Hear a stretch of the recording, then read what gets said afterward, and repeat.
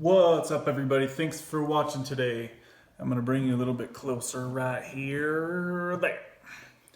All right, all right. In today's video, what I want to tell you guys and talk to you about is my experience in how to open a smaller used car dealership and kind of what that process looks like. And I want to do this because I know there's a lot of people out there that flip cars, they buy them, they fix them, they might drive them for a while, then they sell them for more, and you happen to get good at that after doing that several times, and you probably start getting more confidence in doing that, and possibly you start making good money doing that, okay? And then you decide after maybe a couple of years of trying that, getting your feet wet, maybe you've saved up quite a bit of money, cash, or you have access to get some cash to help start and fund your business. That's kind of what I'm going to talk about here, about how much I would recommend to start, and just kind of the basic process of how to do that. So for me, I would kind of say just right up front, because I would say at a minimum you would want to start with about $30,000 to $50,000. If you can get your hands on $30,000 to $50,000, you can start a small little dealership. I would say startup costs for me, in my experience. Now, keep in mind, a lot of things depend on your credit, like the bond is the major part. If you have really good credit, like I do, my bond. So this is something that really held me back for years. Is everybody was like, it's so hard to get your dealer license. You have to get a $100,000 bond. And not knowing anything about that, that just sounds like, well, I don't have $100,000. Well, that's not how it works. My $75,000 bond only cost me $400 for the entire year. If you have good credit, your bond should be much less than $1,000.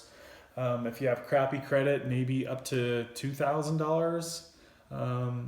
Is kind of just guesstimates. Get with your insurance company, and they will get you, your insurance company can get your bond for you.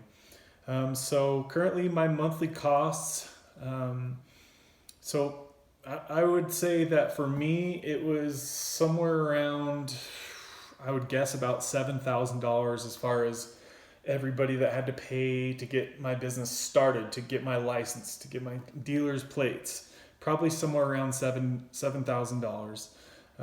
You could possibly do it with a little bit less. So then at that point, you want to have at least $20,000 to buy cars with.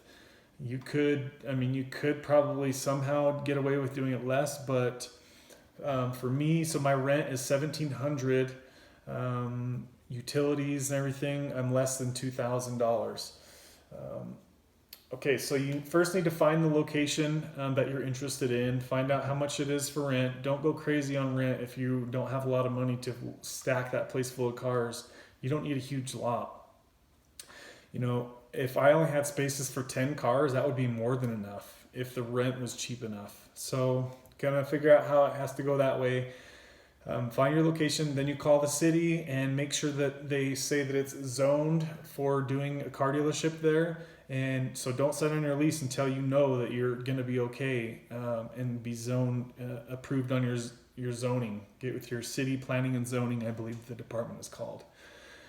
Once you get the go ahead there, if for some reason they deny it, you can have like a court hearing and try to get that changed to where that gets approved. So just because it's not approved right away, you don't have to give up on it. You can push that and try to get that approved for that. So once that's approved, and you've checked with your bond price and spoke with your insurance company and kind of get some ideas on how much insurance will cost, then you might feel okay with signing on your lease. Now during this time, you could also be trying to purchase cars from private sellers. So you don't have to do it that way, but that's what I did my first time. I was starting to stack up inventory as you're waiting, because there's a lot of paperwork as you're waiting, for your dealer license to come in the mail. So you sign on the lease after your city says it's approved, and then you get online and search how to get your dealer's license in your state. There will be like a motor vehicle department that will have an application that you need, and they usually always have a checklist of things that you need to do. So you'll need to submit proof of your insurance. That it usually covers the garage or dealership that you have. That covers your cars. I think it's called a garage policy or something like that. So they'll need that. They'll need proof of your bond. You want to get on the bond right away because usually it takes a week or two for your insurance agency to get that bond finished. And you have to have that for your application usually. That's how it is in my state. So get the bond. At this time, you could also possibly start getting like a computer and printer and all this office supplies like that. Get a nice little setup if you can. You could start ordering things off of like eBay for with little window stickers, just get all those little knick-knacky things kind of in order and get those ready. Okay, so I'm trying to think where to go from here. So you got that part. You're getting your application ready. You have to get your fingerprints done because you're going to be legit now. You're going to be pretty much doing people's registration and collecting sales tax. You need to get with your state and get a sales tax. Let me back up. So at the first, you need a tax ID number, a federal tax ID number with the IRS, and then you get a state tax ID number with the state for collecting sales tax. And then, so these are the actually very first parts, I would say. Get those two tax ID numbers, and then you have to get with the Department of, I believe it's the Department of Commerce, or it's something like that, to make sure that your business name is, you're able to use that business name and it's not already taken in your in that city, or there's not a similar name that people would get confused with. So those are kind of your very first steps. You can kind of do some of these things in reverse order, but these are sorry the video's kind of all over the place. I'm just going off of my memory and trying to tell you guys the best way to do this. All right, so where are we at here? So you've got your insurance, your bond is on the way, you're starting to fill out your application, you got your fingerprint cards you can get from the police station. They can take your fingerprints, you pay them $25. You need to usually submit that with your application. And you usually need to submit a picture of the dealership with your sign. Okay, that's another thing, is you want to start pretty much from the start or close to the start. Is getting a decent sign made up. Some people will accept banners, some people won't, some states won't. I would suggest spend a little bit of money if you can. Get at least, spend $300-$400 on a decent, nice sign. Have somebody do a cool design. That's a lot better. My first time I did a cheesy little banner and it just kind of looked really unprofessional. You can get some business cards made at this point. Okay, then once you do all those things, you can submit your dealer application, and they're pretty quick about getting out to your location to do an on-site inspection to just make sure that it checks out.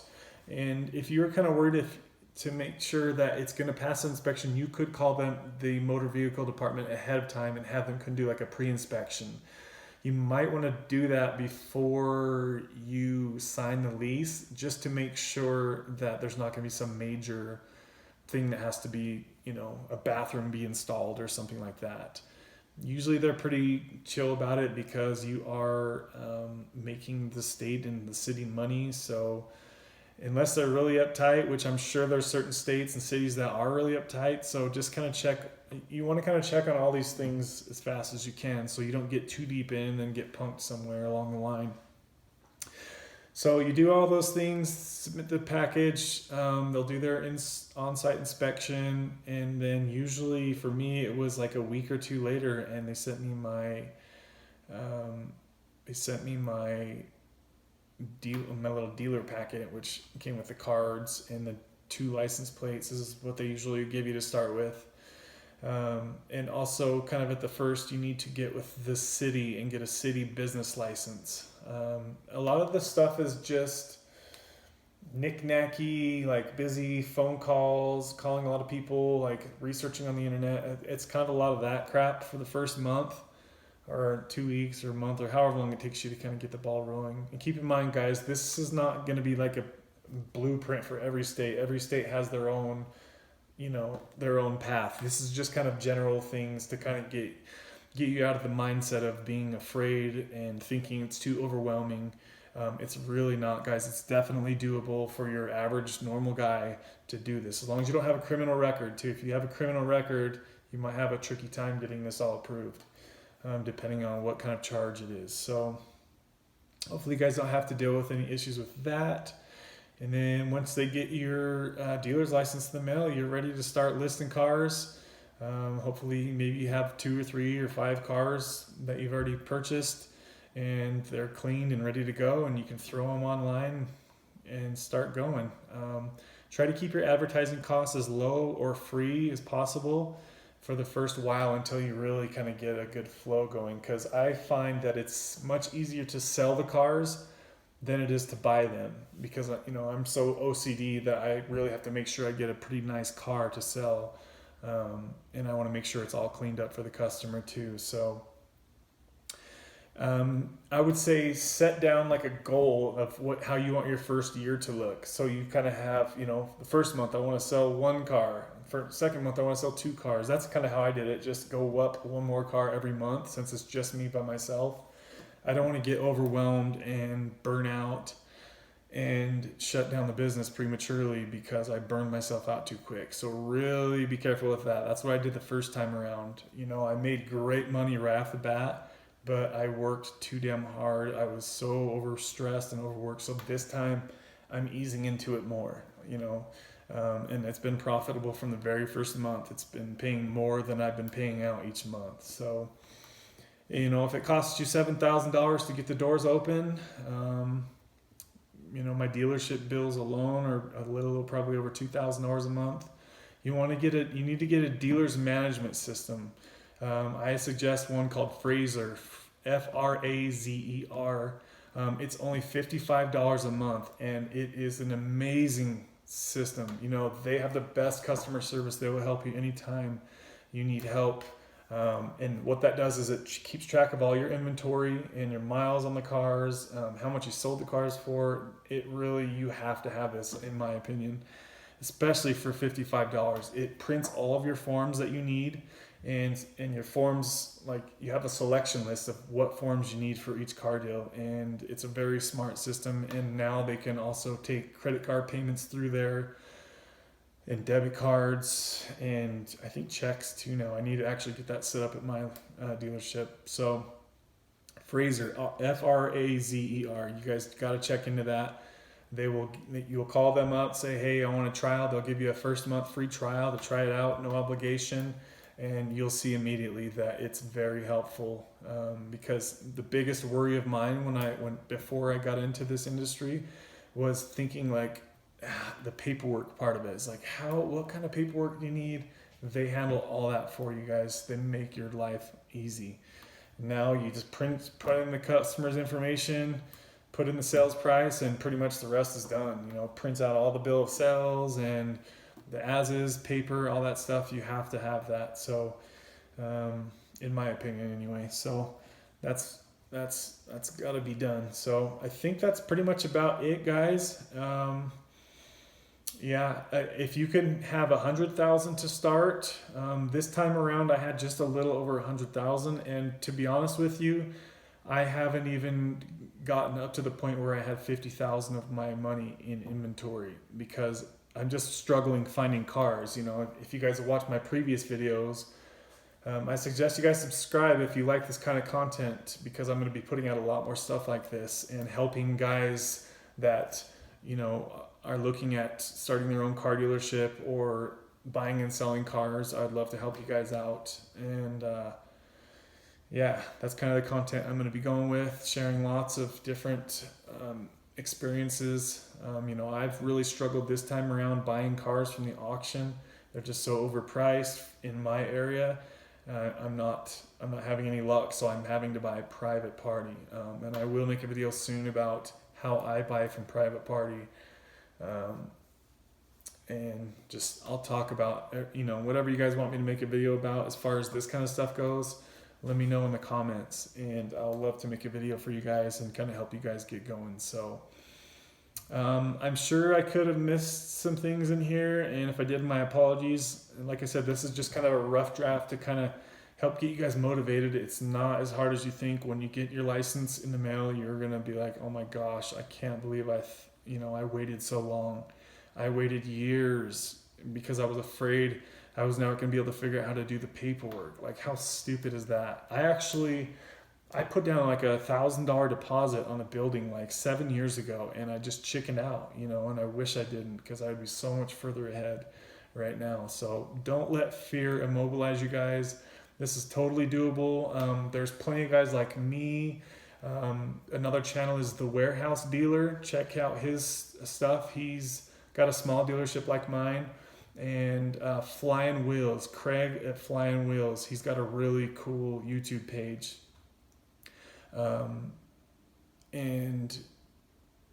He's kind of the leader, I would say, as far as this goes. But he's got 2 dealerships, and he's got a lot of cars too. So check out Flying Wheels website, or not website, YouTube, and The Warehouse Dealer.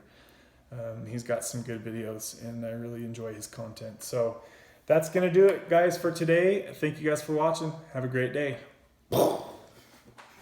Bye.